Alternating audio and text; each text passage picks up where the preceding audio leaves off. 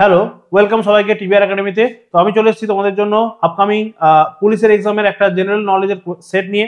তো অলরেডি কিন্তু আমরা দেখো 15টা সেট করে ফেলেছি। আজকে আমাদের সেট নাম্বার 16 নিয়ে আমরা ডিসকাস করবো। এখানে কিন্তু তোমাদের আপকামিং যে পুলিশের এক্সামগুলো রয়েছে, আমাদের ডব্লিউবিপি এসআই বা আমাদের ডব্লিউবিপি কনস্টেবল বা কলকাতা পুলিশের যে এক্সামগুলো, তার কিন্তু জেনারেল নলেজের সাজেস্টিভ কোয়েশ্চেনগুলো রয়েছে। তো যারা যারা টার্গেট করছো আপকামিং পুলিশের এক্সামগুলোতে, তারা কিন্তু অবশ্যই করে আমাদের ক্লাসগুলো দেখতে থাকো। এখানে কিন্তু তোমাদের পরীক্ষার জন্য কিছু সাজেস্টিভ কোয়েশ্চেন এবং কিন্তু কিছু সিলেক্টিভ কোয়েশ্চেন নিয়ে আমরা ডিসকাস করেছি, যেগুলো কিন্তু তোমাদের এক্সামের জন্য খুবই বেনিফিশিয়াল হবে এবং এর মধ্যে থেকে কিন্তু তোমরা তোমাদের এক্সামে কিন্তু কোয়েশ্চেনগুলো কমন পেয়ে যাবে। তো চলো আজকে আমরা ক্লাসটা স্টার্ট করি।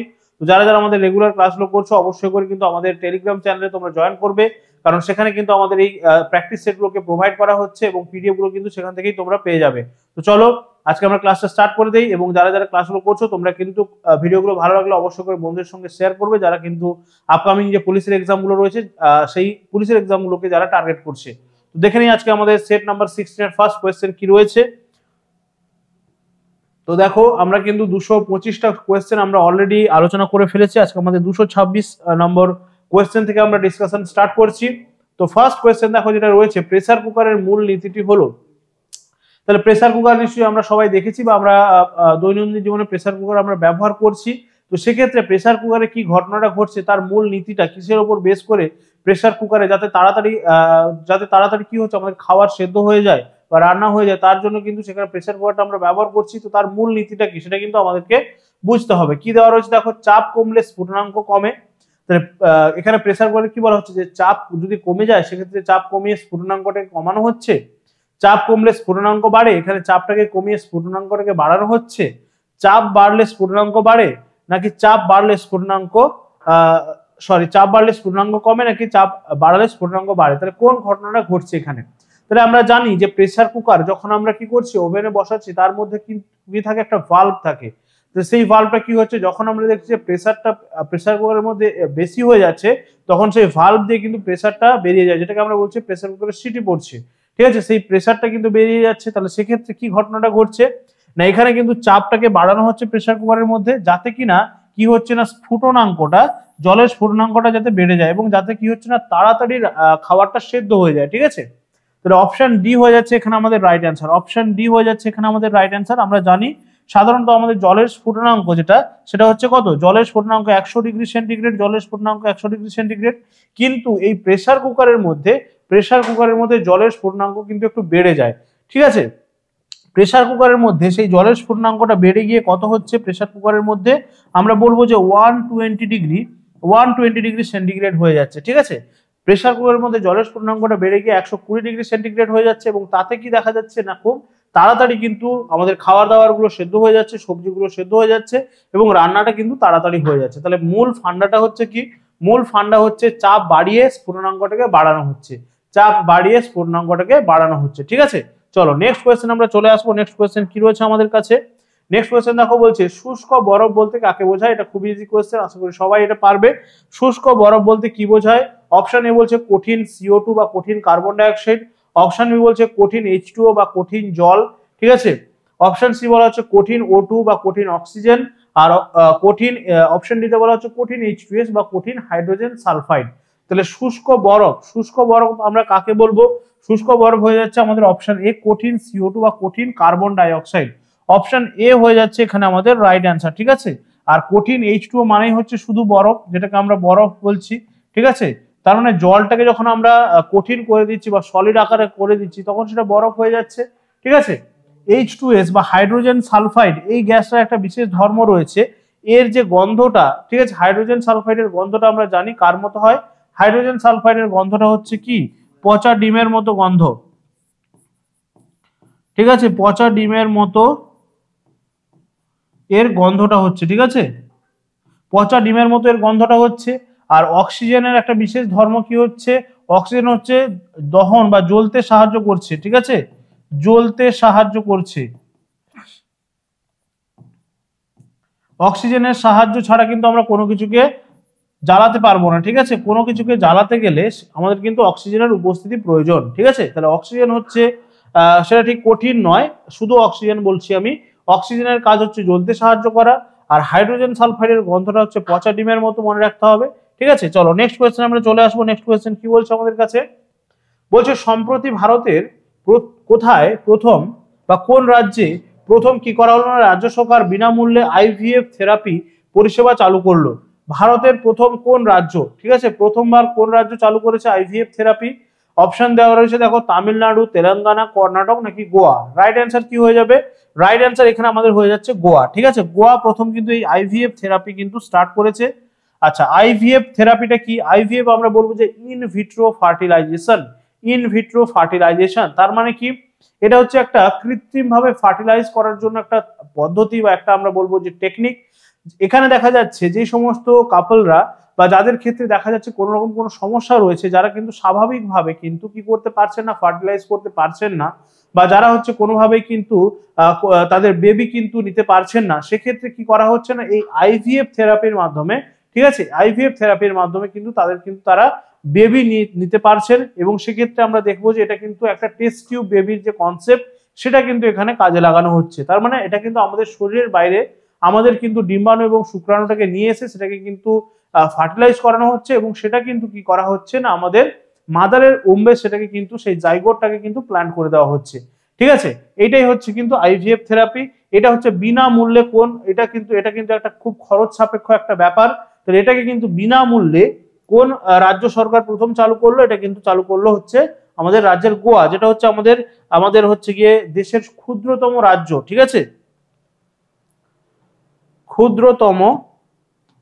ক্ষুদ্রতম রাজ্য হচ্ছে আমাদের, ক্ষুদ্রতম রাজ্য হয়ে যাচ্ছে আমাদের গোয়া। ঠিক আছে, চলো নেক্সট কোয়েশ্চেন আমরা চলে আসবো।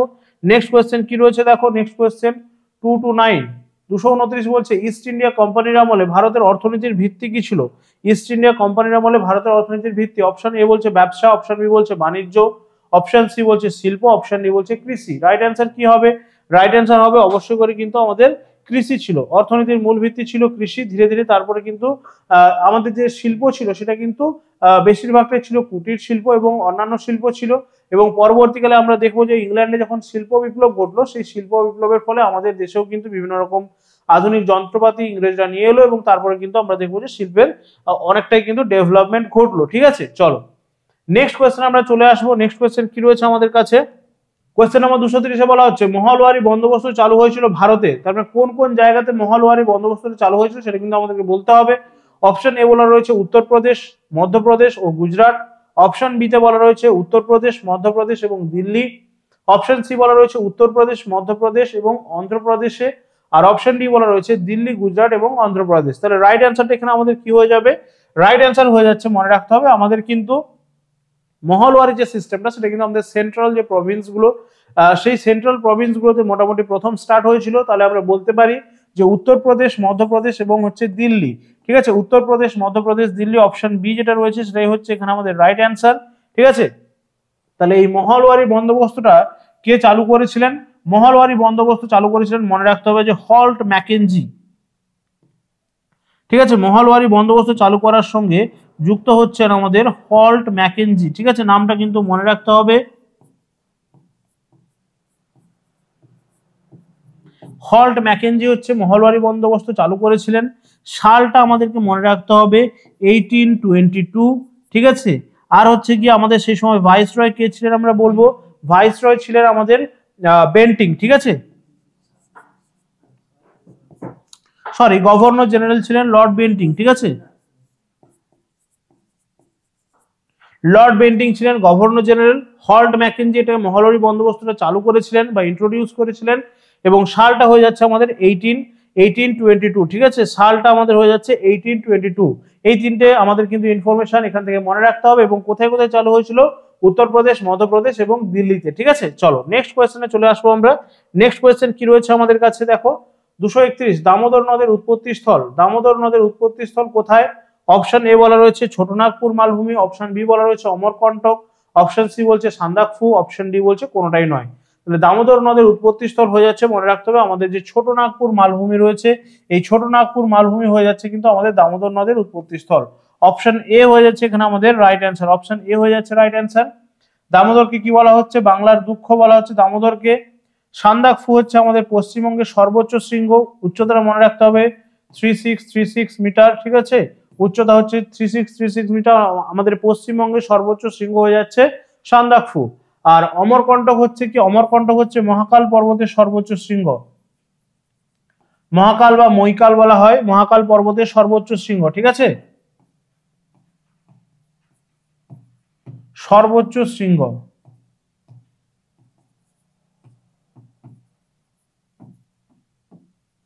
ঠিক আছে, মহাকাল বা মৈকাল পর্বতের সর্বোচ্চ শৃঙ্গ হয়ে যাচ্ছে অমরকণ্টক। পশ্চিমবঙ্গের সর্বোচ্চ শৃঙ্গ বললে সান্দাকফু। সান্দাকফুর উচ্চতা হচ্ছে 3636 মিটার এবং তার সঙ্গে সঙ্গে দামোদর নদ কিন্তু উৎপত্তি হচ্ছে ছোটনাগপুর মালভূমিতে, আর দামোদরকে বলা হচ্ছে বাংলার দুঃখ। চলো নেক্সট কোয়েশ্চেনে চলে আসবো আমরা। নেক্সট কোয়েশ্চেন কি রয়েছে দেখো, 232 বলছে পিচোলা হ্রদ কোথায় অবস্থিত? পিচোলা হ্রদ কোথায় অবস্থিত? অপশন এ বলছে মুম্বাই, অপশন বি বলছে যোধপুর, অপশন সি বলছে জয়পুর, আর অপশন ডি বলছে উদয়পুর। তাহলে রাইট অ্যান্সার কি হবে? এই পিচোলা হ্রদ রয়েছে, পিচোলা হ্রদ রয়েছে কোথায়? পিচোলা হ্রদ রয়েছে উদয়পুরে, ঠিক আছে, পিচোলা হ্রদ রয়েছে উদয়পুর। অপশন ডি হয়ে যাচ্ছে এখানে আমাদের রাইট অ্যান্সার। এই যোধপুর, জয়পুর এবং উদয়পুর তিনটাই রয়েছে কোথায়?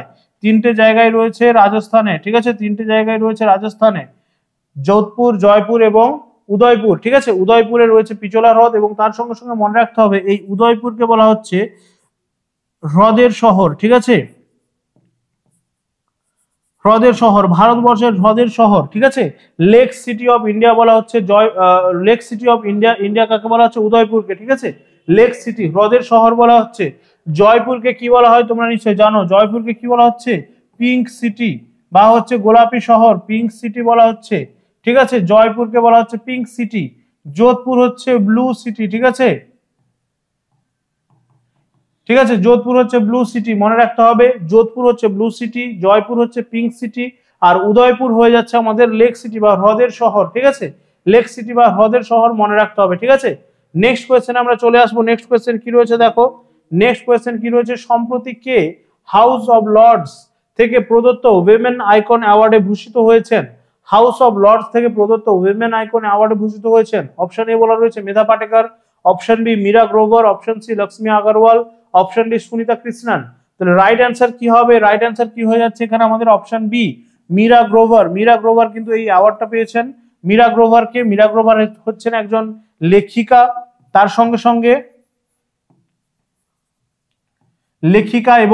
লেখিকা তার সঙ্গে সঙ্গে তিনি কিন্তু একজন সমাজকর্মী, ঠিক আছে, সমাজকর্মী, লেখিকা এবং সমাজকর্মী মীরা গ্রোভার, তিনি কিন্তু এই অ্যাওয়ার্ডটা পেয়েছেন। অ্যাওয়ার্ডের নাম মনে রাখতে হবে women icon award.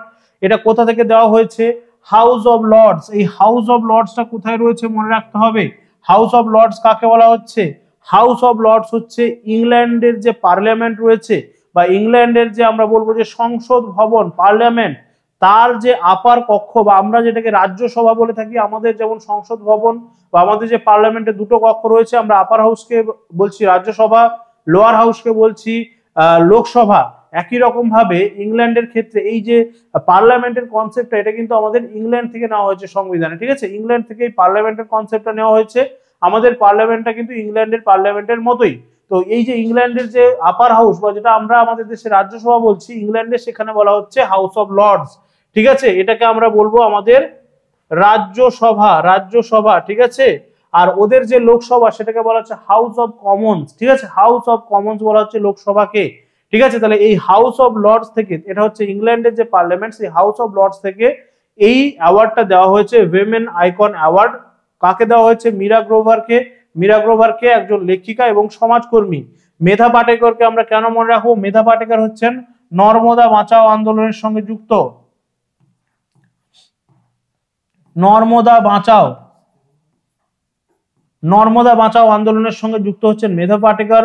Lakshmi Agarwal কিসের সঙ্গে যুক্ত? লক্ষ্মী আগরওয়ালও একজন কিন্তু আমরা বলবো যে সমাজকর্মী এবং ইনি অ্যাসিড অ্যাটাক আক্রান্ত, যে সমস্ত মেয়েরা অ্যাসিডের আক্রান্ত হয়েছে, ঠিক আছে, তাদের জন্য কিন্তু কাজ করেন এবং এই লক্ষ্মী আগরওয়ালও কিন্তু অ্যাসিডে আক্রান্ত হয়েছিলেন, ঠিক আছে, লক্ষ্মী আগরওয়ালও কিন্তু নিজে অ্যাসিডে আক্রান্ত।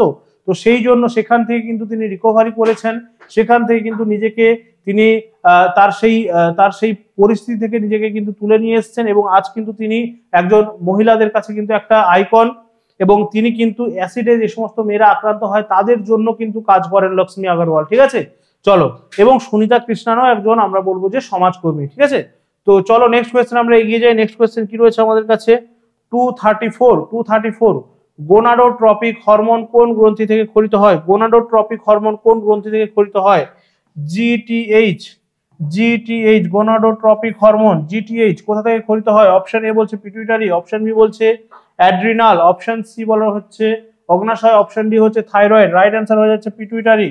অপশন এ হয়ে যাচ্ছে কিন্তু এখানে আমাদের রাইট অ্যান্সার, অপশন এ হয়ে যাচ্ছে এখানে আমাদের রাইট অ্যান্সার। পিটুইটারি থেকে ক্ষরিত হচ্ছে জিটিএইচ, ঠিক আছে, পিটুইটারি থেকে ক্ষরিত হচ্ছে জিটিএইচ বা গোনাডোট্রপিক হরমোন। অ্যাড্রিনাল থেকে আমরা জানি যে অ্যাড্রিনালিন হরমোন ক্ষরিত হচ্ছে। অগ্নাশয় থেকে ইনসুলিন এবং গ্লুকাগন হরমোন ক্ষরিত হয়, মনে রাখতে হবে অগ্নাশয় থেকে ইনসুলিন এবং গ্লুকাগন। এবং থাইরয়েড কিন্তু, ঠিক আছে, থাইরয়েড গ্রন্থি থেকে ক্ষরিত হচ্ছে থাইরক্সিন হরমোন, থাইরয়েড গ্রন্থি থেকে ক্ষরিত হচ্ছে থাইরক্সিন হরমোন। তাহলে মনে রাখতে হবে কোন গ্রন্থি থেকে কোন কোন হরমোন গুলো ক্ষরিত হচ্ছে, ঠিক আছে। চলো নেক্সট কোয়েশ্চেন কি রয়েছে দেখো, নিচের কোনটি আর্জেন্টিনার সরকারি ভাষা? কোনটি আর্জেন্টিনার সরকারি ভাষা? অপশন এ বলছে পর্তুগিজ, অপশন বি বলছে ফ্রেঞ্চ, অপশন সি বলছে স্প্যানিশ, অপশন ডি বলছে ডাচ। কোনটা হবে right answer? Portuguese, French, Spanish নাকি ডাচ? তাহলে আর্জেন্টিনার সরকারি ভাষা হয়ে যাচ্ছে, আর্জেন্টিনার সরকারি ভাষা হয়ে যাচ্ছে কি স্প্যানিশ, ঠিক আছে, আর্জেন্টিনার সরকারি ভাষা হয়ে যাচ্ছে স্প্যানিশ, ঠিক আছে।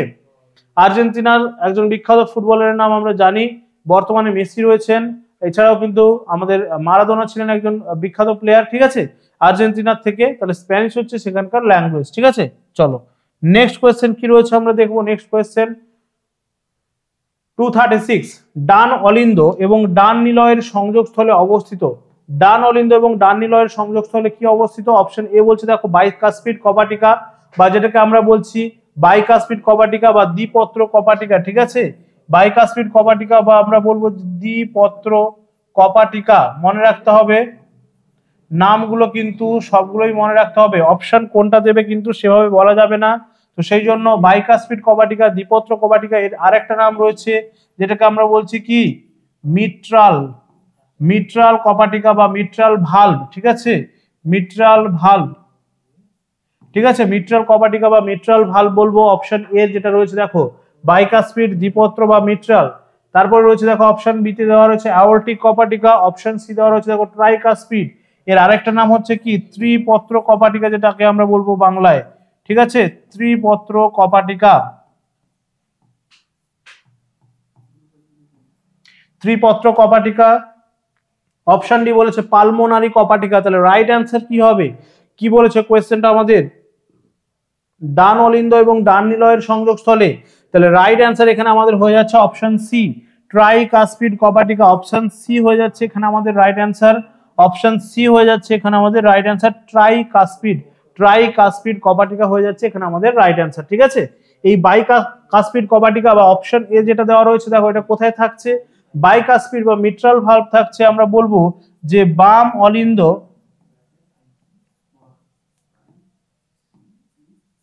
বাম অলিন্দ ও বাম নিলয়, ঠিক আছে, বাম অলিন্দ ও বাম নিলয়ের মাঝে, বাম নিলয়ের সংযোগস্থলে, ঠিক আছে, নিলয়ের মাঝে, বাম অলিন্দ এবং বাম নিলয়ের মাঝে মনে রাখতে হবে যে বাইকাসপিড, দ্বিপত্র বা মিট্রাল ভালভ একটাই কপাটিকার নাম, এটা থাকছে বাম অলিন্দ এবং বাম নিলয়ের মাঝে, ঠিক আছে। এছাড়া আমরা দেখে নেব যে পালমোনারি কপাটিকাটা কোথায় থাকছে, পালমোনারি কপাটিকাটা কোথায় থাকছে? পালমোনারিটা থাকছে আমাদের রাইট, ঠিক আছে, বা আমরা বলবো যে ডান,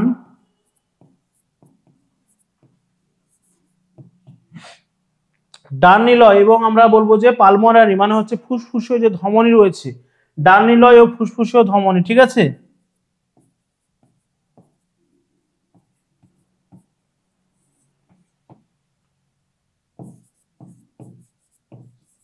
ঠিক আছে, ডান নিলয় এবং ফুসফুসীয় ধমনী সংযোগস্থলে। আর এই অ্যাওর্টিক কপাটিকাটা রয়েছে কোথায়? বাম নিলয় এবং মহাধমনী, বাম নিলয় এবং মহাধমনীর সংযোগস্থলে, ঠিক আছে, এটা কিন্তু মনে রাখতে হবে। চলো নেক্সট কোয়েশ্চেন আমরা এগিয়ে যাব। নেক্সট কোয়েশ্চেন কি রয়েছে? কল্পসূত্র গ্রন্থটির রচয়িতাকে বা কল্পসূত্র গ্রন্থটির লেখককে? কল্পসূত্র গ্রন্থটির লেখককে অপশন এ বলেছে সিমুক, অপশন বি বলছে পানিনি, অপশন সি বলছে ভদ্রবাহু, অপশন ডি বলছে পতঞ্জলি। রাইট অ্যান্সার এখানে কি হয়ে যাচ্ছে? কল্পসূত্র, কল্পসূত্রের রচয়িতা হচ্ছে ভদ্রবাহু, ঠিক আছে, অপশন সি হয়ে যাচ্ছে রাইট অ্যান্সার, অপশন সি হয়ে যাচ্ছে এখানে আমাদের রাইট অ্যান্সার। কল্পসূত্রের রচয়িতা, কল্পসূত্রের রচয়িতা ভদ্রবাহু। এবারে দেখো পতঞ্জলি, পতঞ্জলি কি লিখেছিলেন? পতঞ্জলি লিখেছিলেন যোগ দর্শন বা যোগ সূত্র যেটাকে আমরা বলছি, ঠিক আছে, যোগ দর্শন। পাণিনি কি অষ্টাধ্যায়ী ব্যাকরণ, পাণিনির যে লেখা গ্রন্থটা, পাণিনির লেখা গ্রন্থটার নাম হচ্ছে অষ্টাধ্যায়ী ব্যাকরণ বা অষ্টাধ্যায়ী বলবো।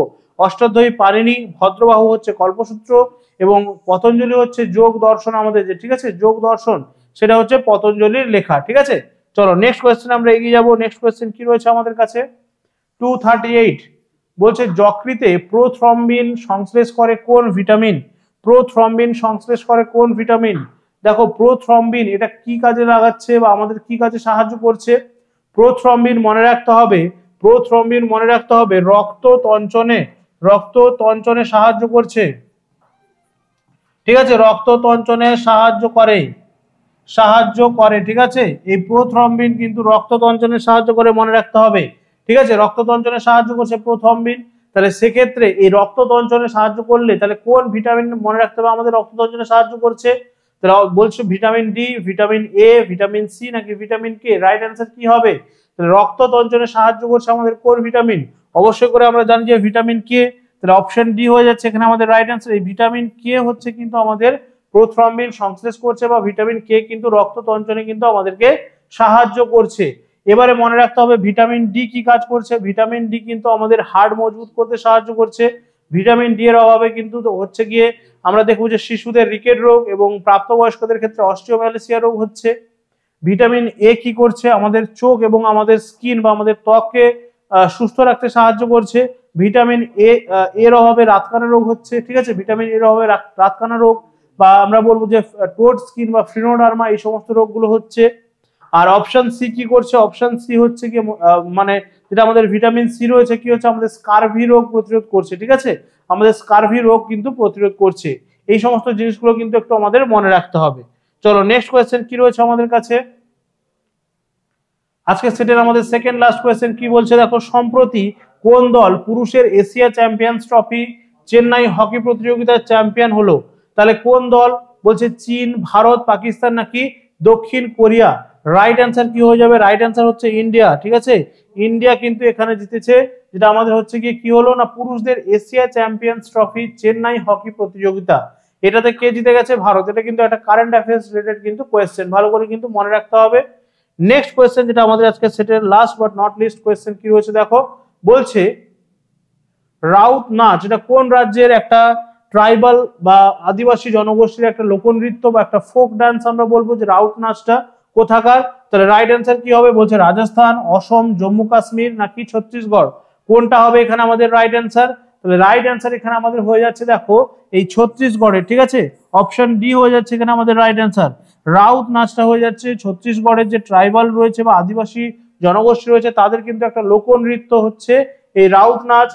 ঠিক আছে, জম্মু কাশ্মীরেরটাও কিন্তু একই রকম, এটা হচ্ছে রাউফ। ঠিক আছে, রফ হবে, আমরা বলবো রাউফ, এটা হচ্ছে রাউফ বা রফ নৃত্য, এটা কিন্তু হচ্ছে জম্মু কাশ্মীরের ক্ষেত্রে। ঠিক আছে, এই নৃত্যটা হচ্ছে জম্মু কাশ্মীরের ক্ষেত্রে নৃত্য। ঠিক আছে, অসমের ক্ষেত্রে আমরা জানি লোকনৃত্য হচ্ছে বিহু। ঠিক আছে, অসমের ক্ষেত্রে লোকনৃত্য হচ্ছে বিহু। ঠিক আছে, রাজস্থানের ক্ষেত্রে আমরা বলবো কি ঘুমার। ঠিক আছে, ঘুমার হচ্ছে রাজস্থানের ক্ষেত্রে, ঘুমার হচ্ছে রাজস্থানের ক্ষেত্রে একটা ফোক ডান্স বা লোকনৃত্য আমরা বলতে পারি। আসামের হচ্ছে বিহু, জম্মু কাশ্মীর হচ্ছে রাউফ, আর হচ্ছে ছত্তিশগড়ের হচ্ছে রাউত। দুটো কিন্তু একই রকম শুনতে, একটু ভালো করে আমাদেরকে খেয়াল রাখতে হবে। তো আজকের সেটটা কিন্তু এখানেই কমপ্লিট হচ্ছে। প্রত্যেকটা সেটের মতো তোমরা কিন্তু এখানে অ্যান্সার কিটা পেয়ে যাচ্ছ, যেটা কিন্তু তোমরা নিজেদের কাছে রাখতে পারো। অবশ্যই করে ভালো করে প্র্যাকটিস করবে এবং বারবার করে রিভাইজ করতে পারো। তো যারা যারা ক্লাসগুলো করছো এই ক্লাসের পিডিএফ গুলো পাওয়ার জন্য আমাদের যে টেলিগ্রাম চ্যানেল রয়েছে সেই টেলিগ্রাম চ্যানেলে তোমরা জয়েন করবে, লিংক ডেসক্রিপশন বক্সে গেলেই পেয়ে যাবে। সেখান থেকে কিন্তু তোমরা পিডিএফ গুলো কালেক্ট করতে পারো এবং সেখান থেকে কিন্তু নিজেরা প্র্যাকটিস করতে পারো, নিজেরা কিন্তু রিভাইজ করতে পারো। তো চলো আজকে সেটটা এখানেই শেষ করছি। তো যারা যারা আপকামিং পুলিশের এক্সাম গুলোকে টার্গেট করছো, সেটা হতে পারে আমাদের ওয়েস্ট বেঙ্গল পুলিশের এসআই বা আমাদের ওয়েস্ট বেঙ্গল পুলিশের কনস্টেবল বা কলকাতা পুলিশের যে এক্সাম গুলো হচ্ছে সেগুলোকে যারা টার্গেট করছো, অবশ্যই করে কিন্তু আমাদের ক্লাসগুলো করতে থাকো। আমাদের ক্লাসগুলো কিন্তু এইভাবে প্রত্যেকদিন আসতে থাকবে, তো কোনো ক্লাস কিন্তু মিস করবে না। এবং ক্লাসগুলো যারা যারা করছো তোমরা জানাবে তোমাদের ক্লাসগুলো কেমন লাগছে। তো অবশ্যই করে বন্ধুদের সঙ্গে শেয়ার করতে পারো এবং লাইক করতে পারো। তো চলো আজকে এখানে শেষ করছি, নেক্সট ক্লাসে সবার সঙ্গে দেখা হচ্ছে। Tata, thank you.